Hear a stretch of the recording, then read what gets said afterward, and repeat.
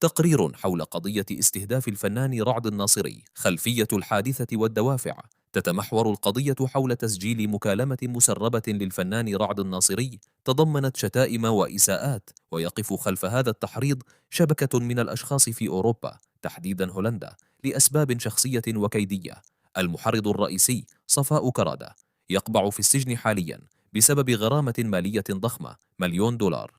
نقمته بدأت بعد رفض صديقه رافي الدباغ، متعهد حفلات في هولندا، مساعدته ماليا، مما دفعه لمحاولة تخريب الحفلات التي ينظمها رافي. خطة التخريب: قام صفاء بتحريض طالب الخيكاني المقيم في هولندا للاتصال برعد الناصري ومنعه من الغناء بحجة وجود شهداء، والهدف الحقيقي ليس احتراما للشهداء بل لإفشال حفل رافي الدباغ وتشفى غليله. الشخصيات المتورطة وسلوكياتهم أوضحوا التقرير وجود فجوة كبيرة بين ما يدعيه هؤلاء الأشخاص وبين واقعهم، حيث وصفوا بالآتي: صناعة المحتوى الزائف، استغلال منصة تيك توك لإثارة المشاكل والفتن لغرض زيادة المشاهدات والحصول على الدعم المادي، الهدايا، التناقض الأخلاقي، يدعون المثالية بينما يمارسون أفعالا تسيء للسمعة، شرب الخمر، نشر الفساد، وتحريض الشباب على سلوكيات غير سوية. الترهيب الرقمي، استخدام جيوش إلكترونية للهجوم بالسب والشتم على كل من ينتقدهم أو يبدي رأيا مخالفا.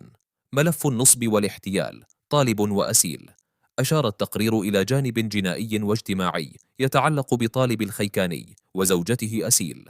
أسيل صاحبة صالون تجميل، متهمة بالنصب والاحتيال على أفراد من الجالية العراقية في هولندا. طالب الخيكاني وصف بأنه أداة لتنفيذ أجندات صفاء كرادة، مع الإشارة إلى سلوكياته الشخصية التي لا تمت للقيم بصلة. الخلاصة والموقف الأخلاقي: إن الهجوم على الفنان رعد الناصري لم يكن بدافع وطني أو ديني، بل كان نتيجة صراعات مادية وتصفيات حسابات بين متعهدي حفلات وأشخاص يبحثون عن الشهرة السلبية.